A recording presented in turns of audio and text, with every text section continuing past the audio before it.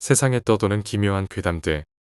첫 번째 이야기. 부모님이 해외여행을 가고 실제로 겪었던 실화괴담.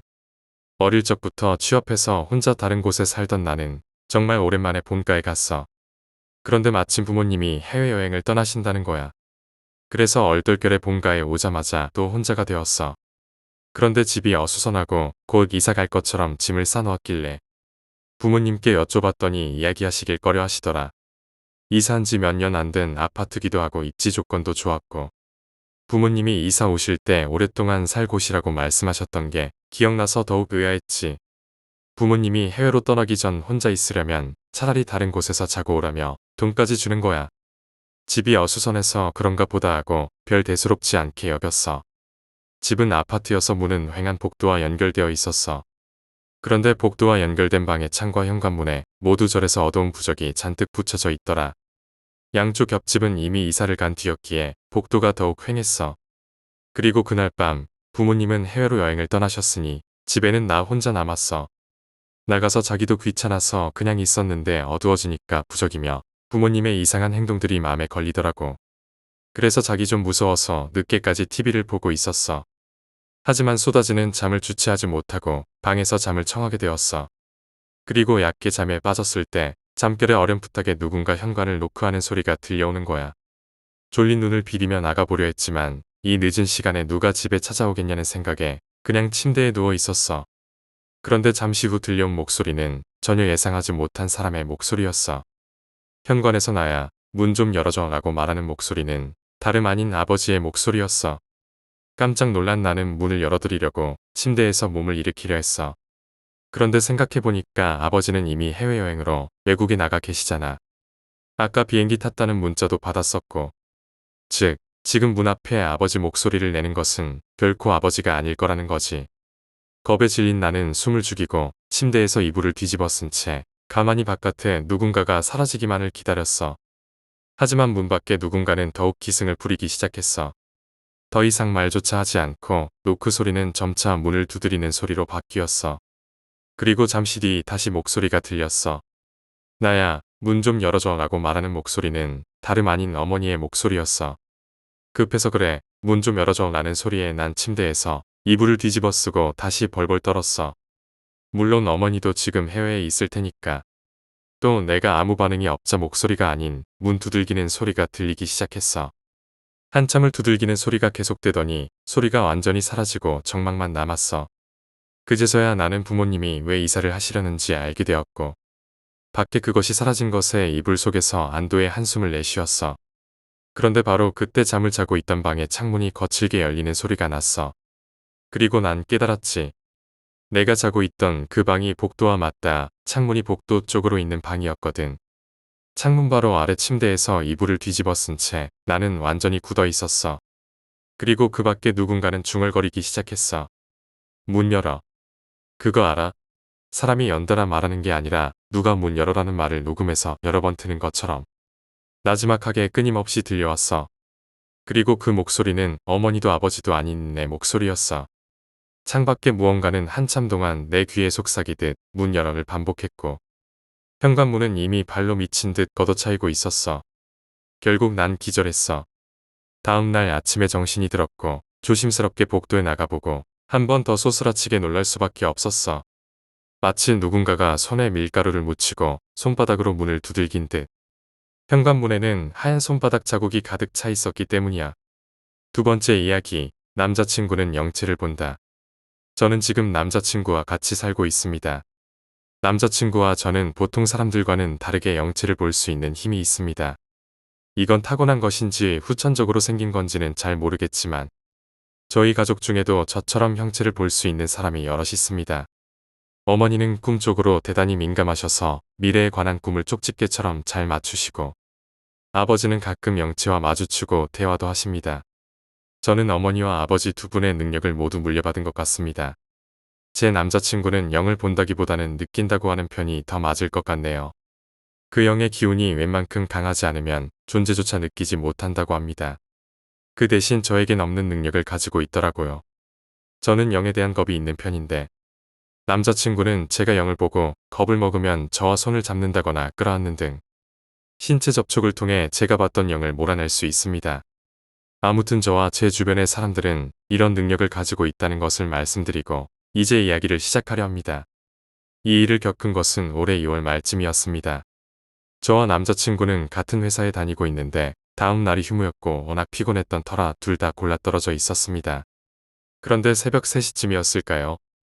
저는 밤기가 밝은 편이라 깊게 자던 도중에도 소리를 들으면 쉽게 잠에서 깹니다. 그날도 어떤 소리를 듣고 잠에서 깨어났죠. 마치 사람의 손톱으로 방바닥의 장판을 수없이 두드리는 것 같은 소리였습니다. 힘겹게 눈을 뜨자 눈앞에는 한 여자가 긴 머리를 늘어뜨리고 엎드린 채 땅을 손톱으로 두드리고 있었습니다. 제가 그 모습을 인식하자마자 여자는 고개를 돌려 저를 쳐다봤고 저는 어둠 속에서 여자와 눈이 마주침과 동시에 가위에 눌렸습니다.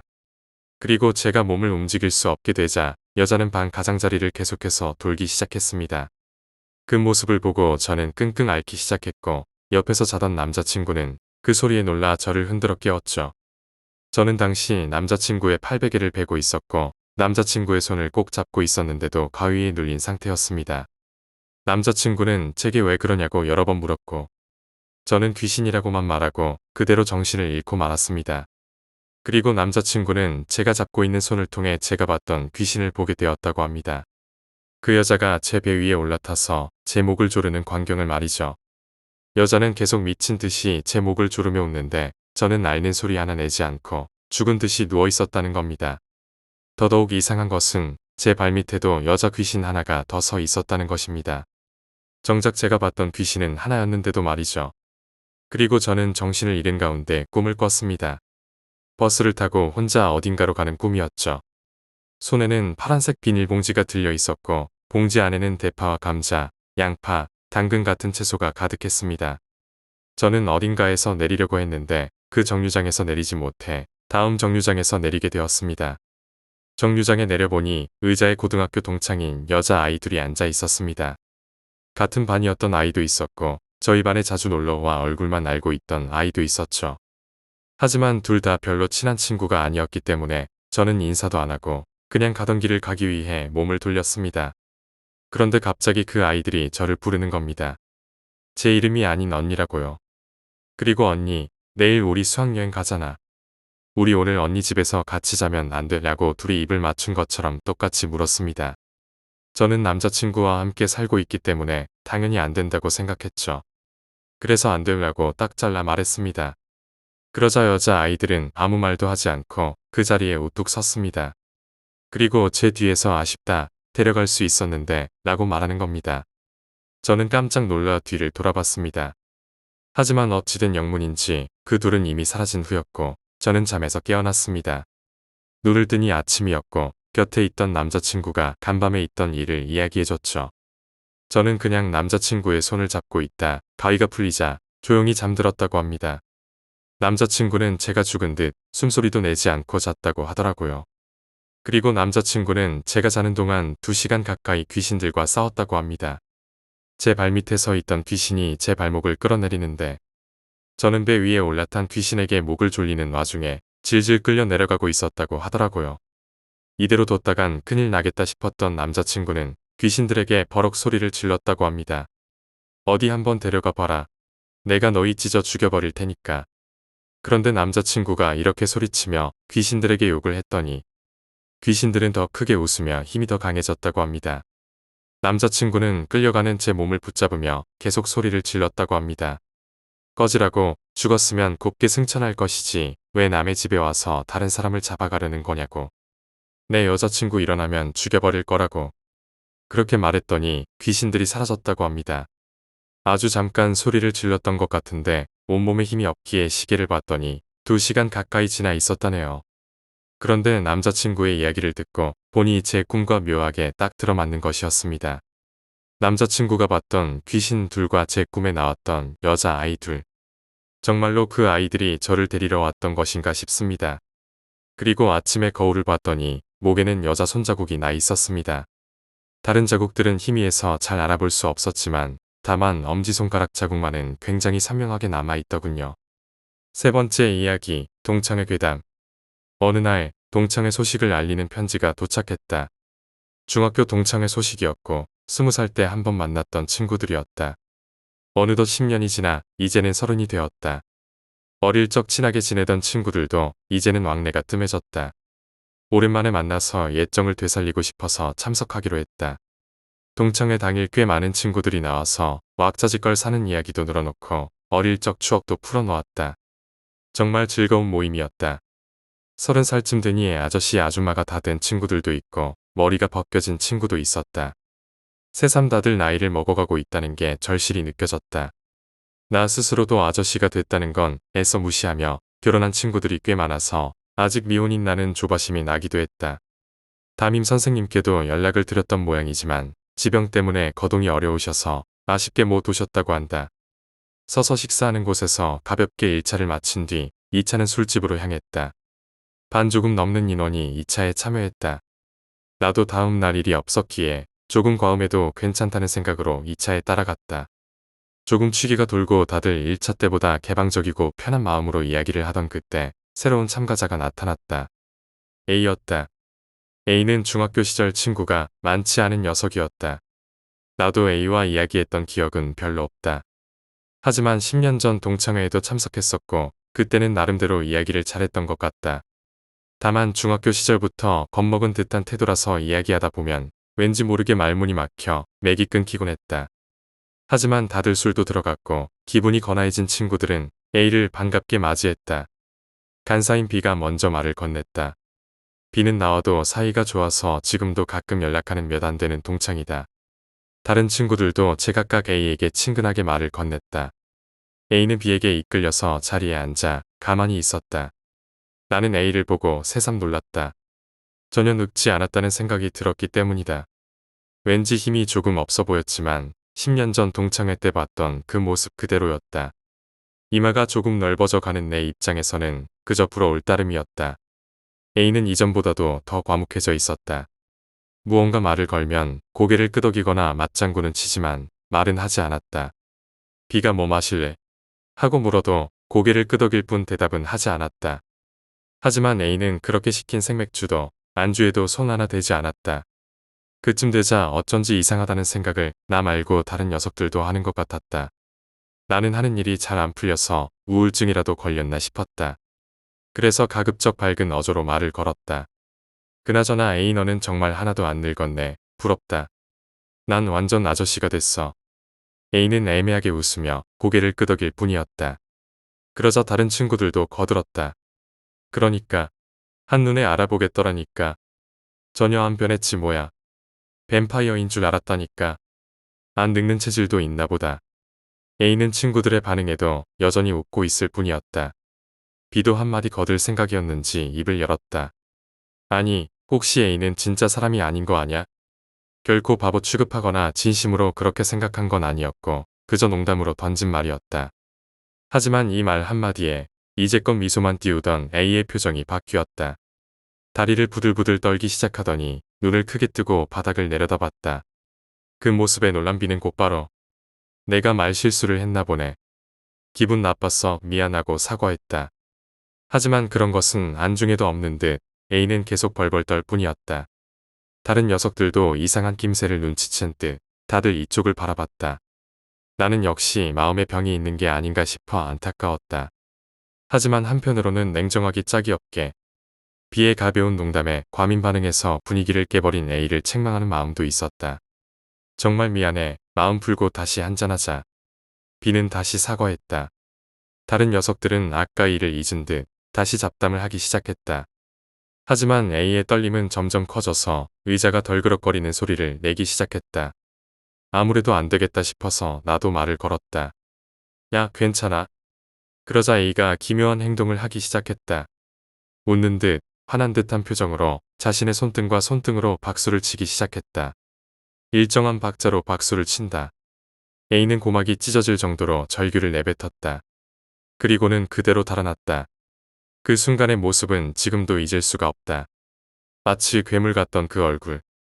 우리 동창회에 왔던 친구들 모두는 물론이며 다른 손님과 점원까지 다들 놀라서 더 이상 영업도 동창회도 진행하지 못했다. 다시 술을 마실 분위기도 아니고 결국 그날은 그대로 모임이 파했다. 훗날 B에게서 연락이 왔다. 그 심상치 않은 모습이 마음에 걸리기도 했고 자신 때문인 것 같아 죄책감도 들어서 애인의 집에 연락을 해봤다고 했다. B는 A의 가족에게 동창회에서 있었던 일을 말씀드리고 혹시 연락을 받은 건 없냐고 여쭤보았다고 했다. 하지만 가족들의 반응은 예상외였다. 그것이 사실인지 어디 있는 가게인지 되묻더니 한참 있다가 A가 10년 전에 실종되었다고 말했다. 10년 전 동창회가 있고 얼마 안 돼서였다고 했다. 이번 동창회 초청장을 받기는 했지만 가족들은 바빠서 답장을 잊고 있었다고 했다. 그로부터 2년이 지났지만 아직도 A는 행방불명 상태라고 한다. 건강하지는 않더라도 부디 어디에선가 살아있기만을 간절히 바라고 있다. 그리고 문득 생각했다. 그때 봤던 A, 진짜 살아있는 사람이었을까? 네 번째 이야기, 귀신이 나오는 집. 전 고향이었던 부산에서 사업을 쫄딱 망하고 마지막이라는 생각으로 수원으로 올라왔습니다. 이미 밑바닥까지 찍어봤던 경험이 있었기 때문에 수원에 올라와서 처음 초심으로 일했던 그때를 생각하며 사업 자금을 조금 빼놓고 자는 것, 먹는 것 빼고는 돈 안 쓴다는 집념으로 방을 구했습니다. 이곳저곳 몇 군데 알아봤지만 마음에 드는 곳은 터무니없이 비싸고 너무 저렴한 곳은 바퀴벌레와 쥐가 득실거릴 것 같은 그런 집이었습니다. 나름 돈은 없었어도 깔끔한 걸 좋아하는 터라 너무 싫었기에 여관 생활을 전전하며 방을 알아보았습니다.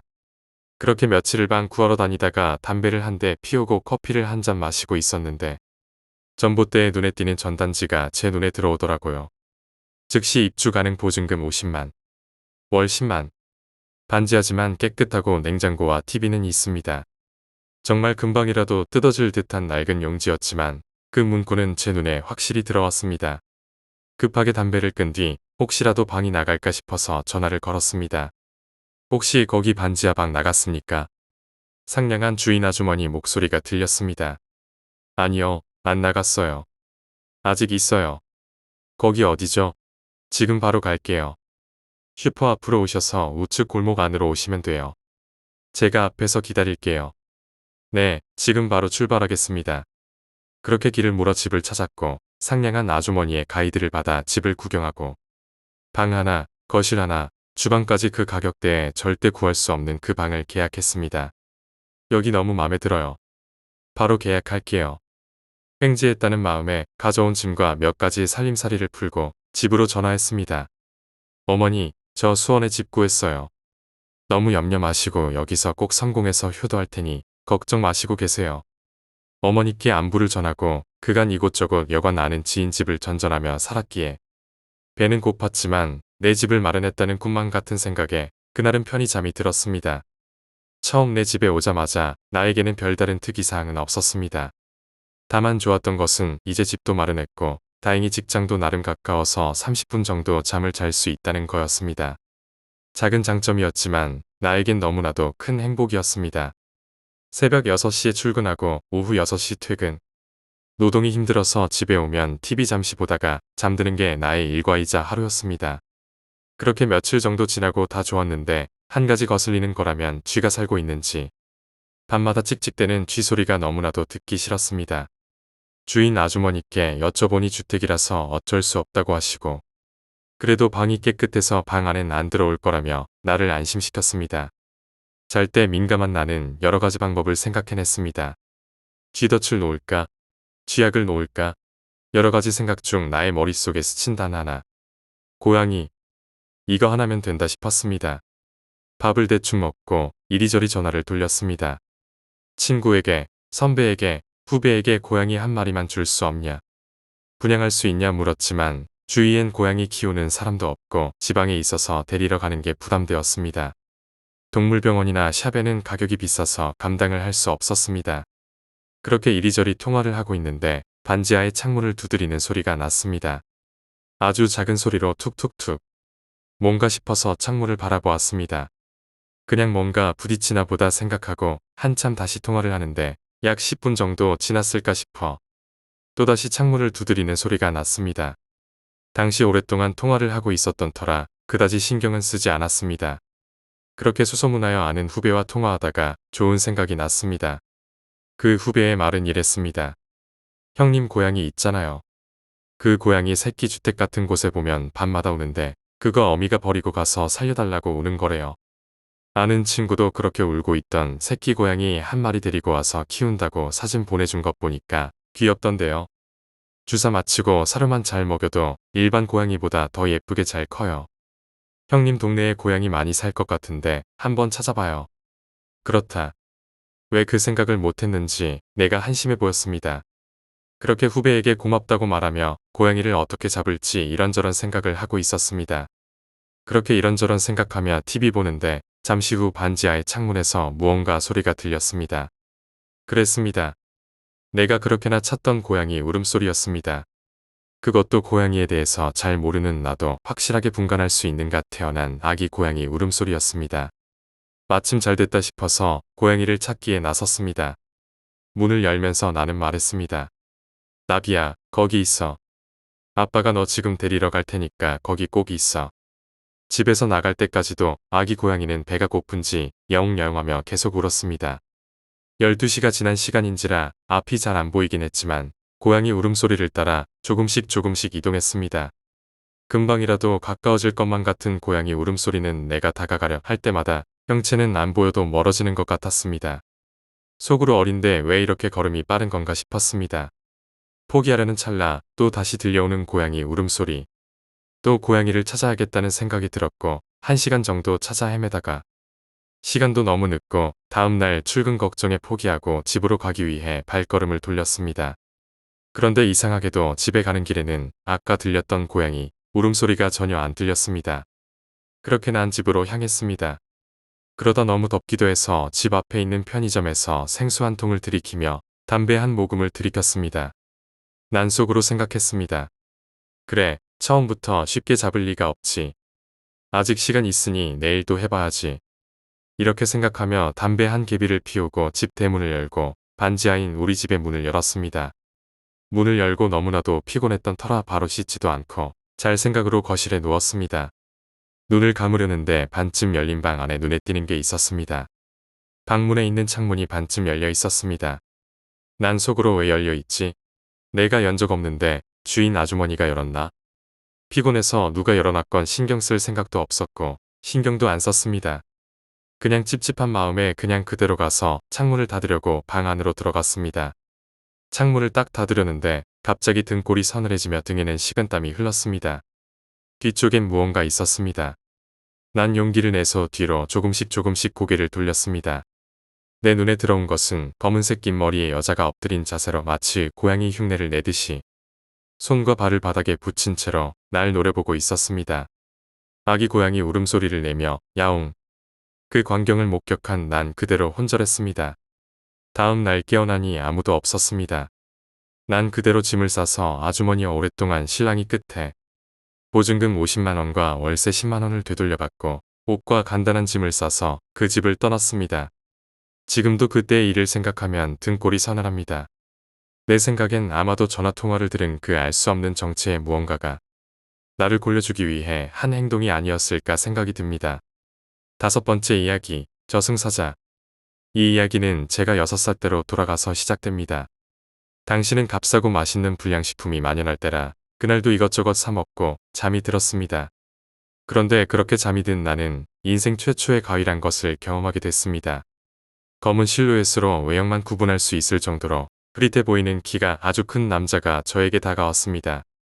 가까이 올수록 점점 보이는 모습이 마치 키다리 아저씨란 동화와 만화에서의 키다리 아저씨 같은 영국 신사 모습이었습니다. 검은 망토에 검은 중절모를 쓰고 길다란 지팡이를 짚으며 콧수염과 턱수염도 있는 전형적인 1800년대 즈음의 영국 신사처럼 보였습니다. 그 사람은 저에게 다가와서는 전혀 어울리지 않는 여자 같은 목소리로 내가 온 이유를 모르니? 이러면서 머리를 누르고 목을 조르고 가슴 위에 올라타고 양반 다리를 하고 앉고 저를 숨쉬기조차 힘들게 괴롭혔습니다.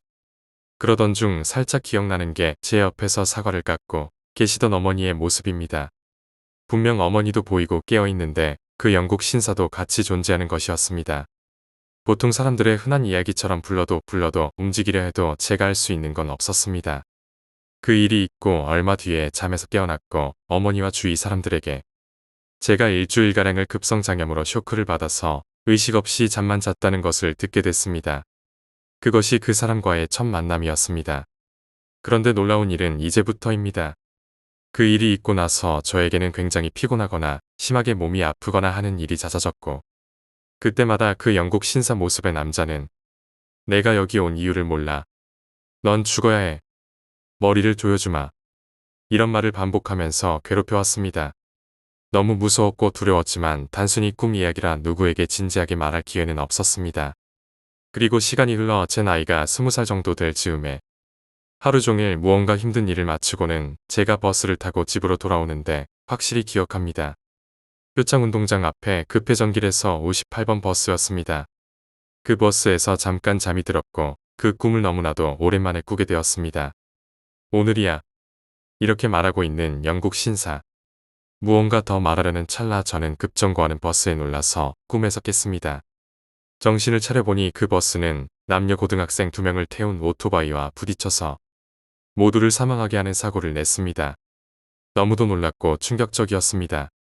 그 당시는 죽고 싶을 만큼 무서웠습니다. 그 일이 있은 후 더 이상 그 꿈을 꾸지 않았습니다. 그리고 몇 년 뒤 저는 군대를 가게 됐습니다. 부대에서도 시간이 흘러 제가 상병에서 병장으로 올라갈 즈음이었습니다. 그 부대는 강원도 최전방 추북단의 XX 부대로서 주 임무는 철책 경계 근무였습니다. 우리 부대는 소대 단위로 철책에 있다 보니 인원이 소초장, 부소초장을 합쳐 고작 30명 정도였습니다. 그나마도 저녁에 해지기 전에 근무를 나가고 아침에 돌아오다 보니 밤에는 남아있는 인원이 고작 5명 정도뿐이었습니다. 그러던 중 어느 날 몸이 몹시 안 좋아 하루 근무를 바꾸어 쉬게 됐고 저는 막사에 홀로 침낭을 덮어쓰고 자고 있었습니다. 당시 남아있던 인원은 4명 정도였는데 여기저기서 자기 일을 하고 있어서 혼자 자게 됐습니다. 그리고 몇 년 만에 다시 꾼 그 꿈. 그 영국 신사.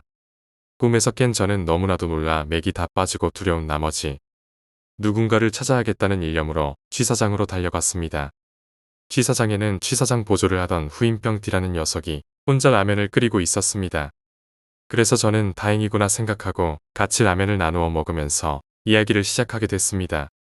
이런저런 이야기가 오가던 중 그 후임병에 대한 한 가지가 떠올랐는데 그 후임병 D라는 녀석은 어머니가 무당이었고 이모도 무당이었고 경계 근무 중 이상한 꿈을 꿨다는 둥 이상한 소리를 하고 어머니가 찾아와서 소대장에게 어쩌고저쩌고 해서 관심사병이 되어서 일반병에서 취사장 보조로 바뀐 녀석이었습니다.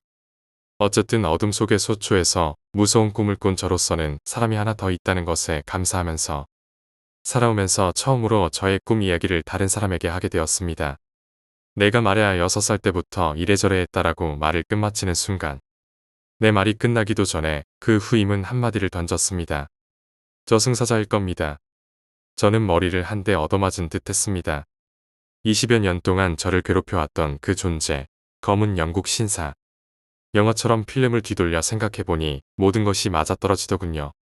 검은 옷의 수염, 중절모는 가시였고 망토는 두루마기였고 모든 게 맞아떨어지는 순간 너무 두려운 저는 눈물을 흘렸습니다.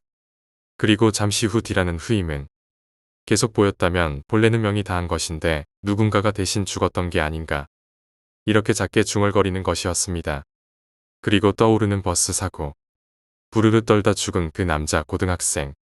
지금 생각해도 너무 소름 끼치고 이젠 모든 것이 끝난 것인가? 아니면 아직도 진행 중인가? 하는 생각에 너무나도 두렵습니다.